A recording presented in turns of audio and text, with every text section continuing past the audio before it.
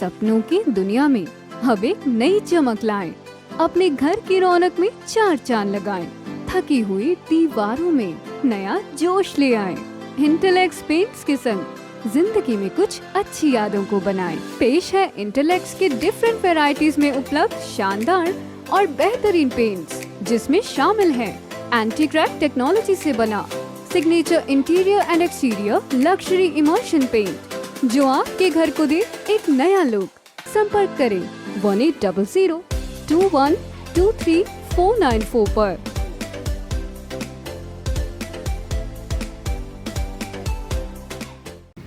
नमस्कार, मैं हूं प्रमोद और आप देखना शुरू कर चुके हैं दिसड़कनामा.com। इस वक्त मैं मौजूद हूं सिरसा में और मेरे साथ कैबिनेट मंत्री है चौधरी रणजीत सिंह। लंबे समय बाद हम कैबिनेट मंत्री चौधरी रणजीत सिंह का इंटरव्यू कर रहे हैं और वो चूँकि आज दीपावली का त्यौहार है और जो अपने समर्थक हैं, कार्यकर्ता हैं, हल्के भर के, पूरे हरियाणा भर के अलग अलग हलकों से जो लोग हैं वो आए हैं बधाई देने के लिए। तो साहब बहुत बहुत शुभकामनाएँ और बधाई आपको। बहुत धन्यवाद जी, आपका बहुत धन्यवाद, थैंक यू जी। तो सब क्या कहना चाहेंगे, इस फेस्टिवल सीज़न के साथ साथ चुनावी सीज़न भी चल रहा है, पंचायत चुनाव चल रहे हैं, जिला परिषद के चुनाव चल रहे हैं और हरियाणा में एक उपचुनाव भी चल रहा है। क्या कुछ परिस्थितियां आपको, पहले आदमपुर चुनाव को लेकर के चर्चा कर लें, उसके बाद पंचायत और जिला परिषद के बारे में भी चर्चा करेंगे और हल्के के मुद्दों को लेकर के भी चर्चा करेंगे। मैं दीपावली की चर्चा करूँ जी कि दीपावली एक बहुत बढ़िया त्यौहार है, जो मैं समझता हूँ सभी त्योहारों में बहुत ज़्यादा, हज़ारों साल पहले जी भगवान राम हुए थे। आज भी किसी के माँ बाप का जन्मदिन ऐसे नहीं मनाया जाता, किसी की शादी का ऐसे मनाया नहीं जाता। पूरे देश में, चाहे वो मस्जिद है, चाहे श्रोमणी गुरुद्वारा का अमृतसर का जो गुरुद्वारा है, उस पर हरमिंदर साहब पे भी हर जगह सजता है। जितने हमारे NRI बाहर विदेशों में बैठे हैं, सबके घरों में दिवाली मनाई जाती है। जो खेत में बैठा है ढाणी पे, उसके यहाँ लगी है। हर आदमी, घर के बाजार सजा हुआ है, मिठाइयाँ सजी हैं, पटाखे सजे हैं, हर घर पे लाइटें लगी है। पूरे शहर में जैसे शादियाँ हो रही हों, ऐसा माहौल। अरे उधर कह दियो शोर ना करें। तो सारे में ये लोगों का दिवाली के प्रति, भगवान राम बहुत बड़े आदमी, हज़ारों साल बाद भी आज जो लोग इतना कर रहे हैं, तो तब तो पता नहीं क्या हुआ होगा। तो आज तक तो सारे इसी में लगे थे। हमारे दिवाली से अगले दिन राम राम का होता है, उस दिन गुड विशेज एक दूसरे को करते हैं, मिलना जुलना होता है, अच्छे स्वास्थ्य की एक अच्छी भावना लेके मिलना जुलना होता है। जहाँ तक चुनाव की बात है, आदमपुर लोकसभा, आदमपुर विधानसभा बाई इलेक्शन हम जीत रहे हैं। देखिए बच्चों, भजनलाल का अपना पर्सनल वो पॉकेट थी। आज तक कभी भी वो जीवन में हारे नहीं थे और अब भी चुनाव जीतेंगे, क्योंकि आज भारतीय जनता पार्टी की टिकट लेके हैं। भारतीय जनता पार्टी का अपना बेस है। पिछले 8 साल से बराबर सरकार बनी है। पिछले 10 साल में कभी भी ऐसा नहीं हुआ था कि मोदी जी ने एक तरफा सिंगल पार्टी बहुमत में आए। मोदी साहब का अपना डंका बज रहा है, लोग उन्हें वोट देते हैं। लोकसभा विधानसभा कोई भी आया उसको 3-3 लाख से जिताया। तो उसमें ये है कि सब जो है, इस वक्त भी भजनलाल जी के परिवार का, मैं जो भजनलाल आमने सामने चुनाव लड़े थे, वहाँ एक बड़ा भारी डिवीज़न था। कल मैं जा रहा हूँ 26-28 2 दिन तय हो गए मेरे, उसके बाद भी वहाँ लगाऊंगा। मेरे ख्याल में 1000 वर्कर कल दफ्तर में होंगे। सारे जो मेरे वर्कर थे, सारी टीम वहाँ आ जाएगी और CM साहब का भी प्रोग्राम बढ़ेगा। मैं आज भी ये कह रहा हूँ कि दावे से कह रहा हूँ कि लीड कम से कम 20,000 की है। कुलदीप बिश्नोई कांग्रेस से 20,000 से ज़्यादा वोटों से जीतेंगे।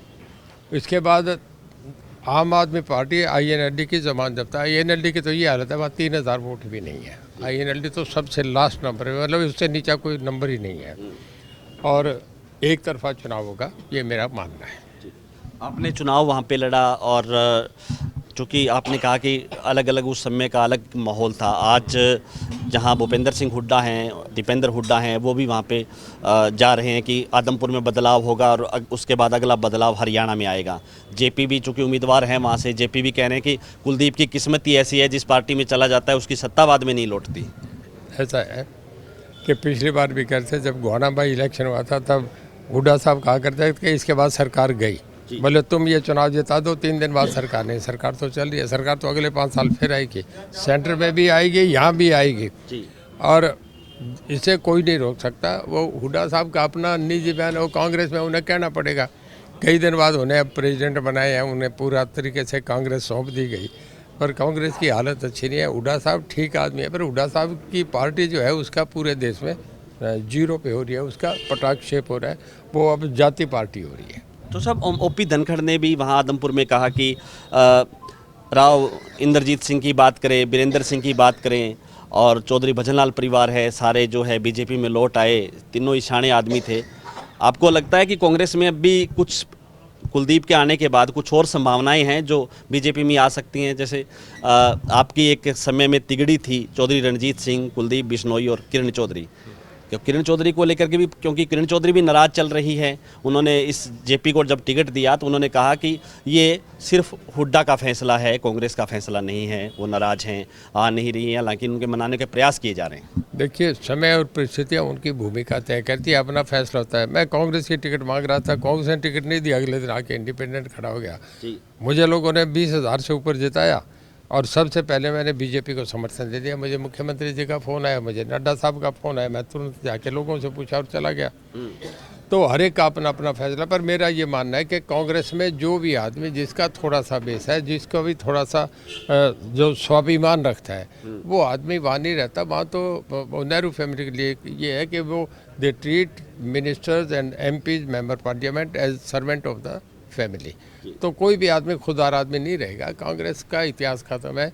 वहाँ बिना सेनापति की फौज होगी।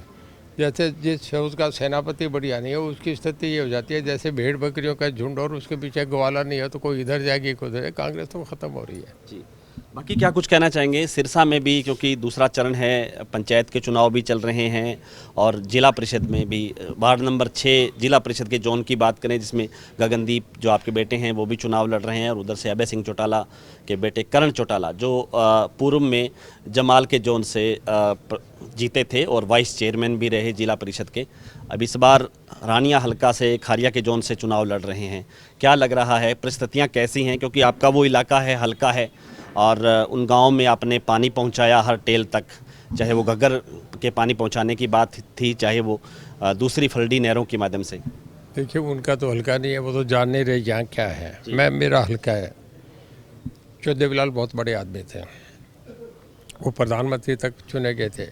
उन्होंने देश के प्रधानमंत्री बनाए, वीपी सिंह बनाया, चंद्रशेखर बनाया। उन्होंने लालू, मुलायम सिंह, ओम प्रकाश, आपका बनारसी दास, हुकम सिंह जैसे आदमी को मुख्यमंत्री बनाया। चिमन भाई पटेल, बहुत बड़ा कद था उनका। और वो सीकर से जीत के आ गए, आपके रोहतक से जीत गए। 2-2 लोकसभा कोई नहीं जीतता है। और 10-15 साल हरियाणा में मुख्यमंत्री उनके कहने से बनता था। आज उसका जिसको कमांड दे गए उन्होंने इस पार्टी को जीरो कर दिया। आज के दिन हमारे परिवार का देखिए, मुझे भी अच्छा नहीं लगता, मुझे तो मजबूरी में लड़ना पड़ रहा है कि जब ये चैलेंज करके आए तो मुझे हराने पड़ते हैं, इन्हें इनकी चाँद दिखानी है। देखिए, हमारे हुड्डा साहब का परिवार, जो भजनलाल का परिवार, जो बनारसी आपका जो बंसीलाल का परिवार कभी भी इस चुनाव को नहीं लड़ते। जिला परिषद का, सरपंच का चुनाव, हमारे घर को जब हम एक विधानसभा में 5 मेंबर बैठे हैं, हम 5 एमएलए बन के जो देवीलाल के ख़ानदान के बैठे हैं, तो हमारा इस चुनाव पे लड़ने का कोई मतलब है क्या? ये तो कोई कतई मजाक होगा लोगों में। पर जब उसने खड़ा कर दिया तो फिर मेरा है कि मैं उसे मेरे हल्के में आके चैलेंज करे तो मैं उसे अपनी ज़ात दिखाऊं। आज से 5 साल पहले ओम प्रकाश जी का कद मुख्यमंत्री का था। लोग समझते जब तक इनका आपस में बच्चों का बंटवारा नहीं होता, अजय अभय इकट्ठे थे, तब लोग समझते थे कि ओम प्रकाश मुख्यमंत्री आ सकते हैं। सामने विरोधी धड़ा यही था। तब इनके 31 एमएलए थे और आज उनकी ये हालत है कि वो स्थिति नहीं है। आपस में बट गए। दुष्यंत के पास 10 एमएलए बन गए, ये तो अकेला एक बना था। आज उस हैसियत में जब आदित्य ने इन्हें 7,000 से हराए थे, जब ये मुख्यमंत्री के उम्मीदवार थे, आज तो INLD सड़क पे आ गई, कहीं है ही नहीं। आज कौन वोट देगा, कहीं है नहीं। पुराने सपने शेख चली वाले ले रहे हैं, लोग साफ कर देंगे। तो क्या लग रहा है कि वैसा ही होगा या कुछ परिस्थितियाँ बदलेंगी यहाँ पे? उससे ज़्यादा वोटों से आ रहे हैं जी। बाकी क्या कुछ कहना चाहेंगे साहब विकास को लेकर के? चूँकि 3 साल करीब सरकार के पूरे हो चुके हैं, जिन उम्मीदों से, जिन वादों को लेकर के आपके हलके के लोगों से आपने पहले कहा कि सत्ता में लेके जाऊंगा, लोगों के काम होंगे, उन पे खरा आप उतरते हैं, मानते हैं इस बात को? देखिए, सत्ता में आने के बाद मैंने 2 बार रैलियाँ करी जी। एक खारिया में करी, एक ओडा में करी। किसी रैली में 50,000 से कम आदमी नहीं था और लोगों ने खड़े होकर हाथ उठा उठा के मैंडेट दिया है। आज भी आप देख रहे हैं भीड़ आ रही है। मेरे हल्के में 20 गांव में तो नहरों का पानी है, घग्गर का जो कभी नहीं मिलता था। अब भाखड़ा बंद है, पर सरसों की बिजाई लोगों ने उस घग्गर के पानी से करी है। और मेरे हल्के में 25 करोड़ रुपए अभी सड़कों के लिए है, जो पुरानी उनका रिपेयर का है। कितने वाटर वर्क्स बने, कितनी सड़कें बन रही हैं, कितने सामुदायिक केंद्र बने, कितने स्कूल्स अपग्रेडेशन हो रही है। हल्के में बहुत लोगों को बहुत काम मिल रहे हैं। तो मेरे हल्के में तो बहुत ज़्यादा विकास है। थ्रू आउट हरियाणा बहुत हुआ है, तो लोगों के विकास के साथ है, पहले यहाँ कुछ हुआ ही नहीं था। तो बाकी अंतिम सवाल मेरा, गठबंधन को लेकर के क्या कहेंगे? सब कुछ ठीक ठाक चल रहा है, हालांकि सोशल मीडिया पे कई तरह की चर्चाएं हैं कि आदमपुर उपचुनाव के बाद कुछ हो सकता है, पंचायत चुनाव के बाद कुछ हो सकता है, जिला परिषद चुनाव में आपस में, क्योंकि संगठन कह रहा है कि गठबंधन के साथ चुनाव नहीं लड़ना, जबकि लड़ा जा रहा है। देखिए, कांग्रेस बीजेपी के 40 मेंबर हैं जी 6 हम है प्लस कांडा हमारा दोस्त है, हम 7 हैं, 7 हम इकट्ठे हैं। जी हम बीजेपी के साथ 40 के साथ प्लस 7 मेंबर हम उनके साथ हैं। जी अब गठबंधन हमसे तो कोई गठबंधन नहीं, हम तो अंडरस्टैंडिंग है हमारी उनके साथ है, और हम 5 साल तक भी साथ हैं इनके, बिना पूछे अनकंडीशनल।